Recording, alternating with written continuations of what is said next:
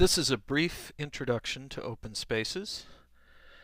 You can also read about it at the URL that you see on this screen. My name is Bruce Eckel. This presentation is copyrighted under the Creative Commons so that you can redistribute it. Remember the last conference you went to. What was the best thing that happened? Most people will tell you that it was something like the birds of a feather or just the hallway conversations. The goal of open spaces is to capitalize on those experiences to produce the most interesting conversations that you can possibly have at a conference, but instead of just having them sometime, you have them all the time. These events have also been people have been starting to call them unconferences. That's another name for the same event. Open Spaces conferences are self-organizing and there's no pre-planning. All you do is provide time and space. So, how does it work? Well, you figure out how many rooms you have and what your time slots are, and you make a grid, typically on a whiteboard. When somebody is interested in giving a presentation, they create a post-it note, they give the presentation a name, and they put the name of the person who is convening it. This isn't the speaker.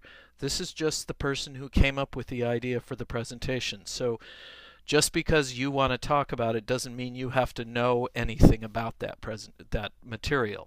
So you're just interested in having a conversation, and this is the topic. So the reason that you put your name on it will become clear, but it's basically so that you're the contact person for that particular open spaces discussion. Then you take that and you place it in a room at a particular time slot.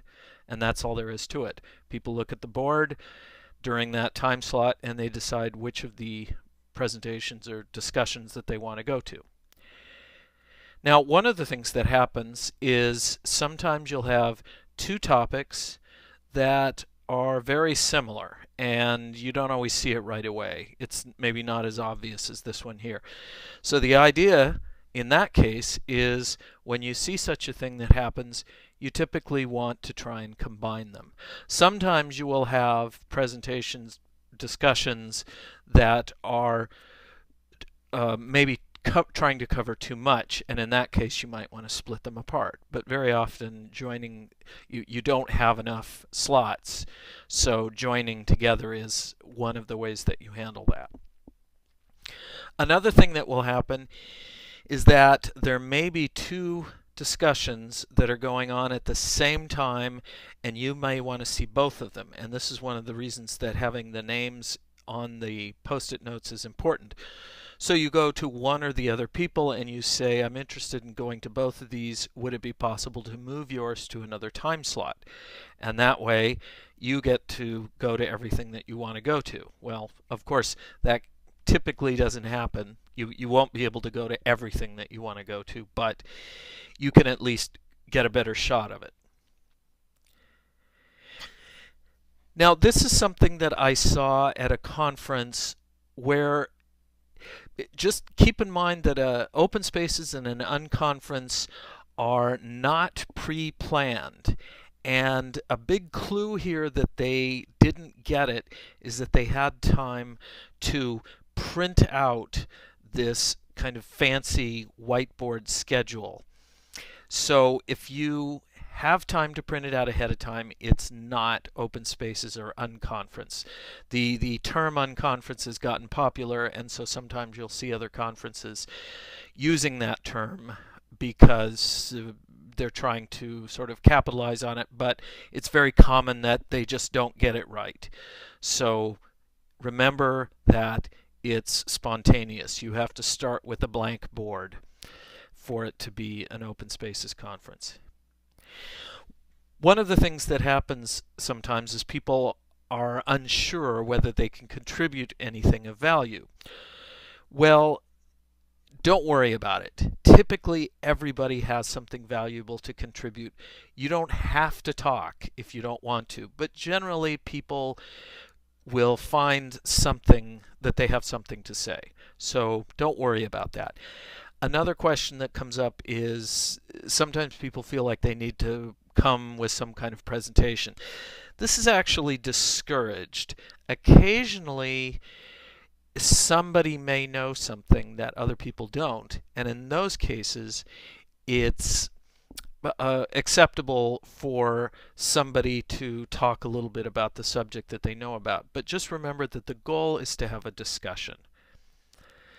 There are some rules, and I put that in quotes because they're sort of unrules for open spaces, and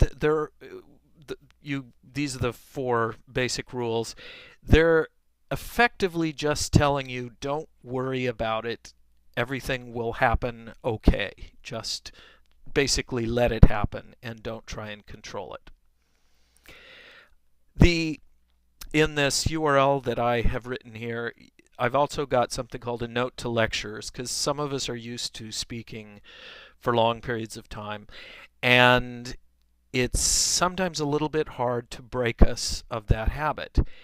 So if you are someone who does a lot of lecturing, just try and remember we're trying to have a conversation. And I've got some pointers in this URL, so you might want to look at that. Finally, the most important aspect of Open Spaces conferences is called the law of 2 feet. And what this means is if you are in a discussion and you're not really enjoying it, you should get up and go someplace else and find a discussion that you do enjoy. And this serves two purposes. One, if you're sitting in a room and you're not having a good time, you're drawing down the energy of the people who are there. So you're helping them by getting up and leaving. And the second is if you're not having a good time, there's someplace else where you will have a good time and you'll be adding to the energy of that group. People sometimes have a little trouble with this because it seems rude to get up and go. So sometimes people who've had more experience with open spaces need to set an example and get up and go when they need to, just to show everybody that it's okay to do that. It's maybe seems a little awkward at first, but once you get used to it and realize that it's part of the package, then you will go ahead and do it. So remember to use the law of 2 feet.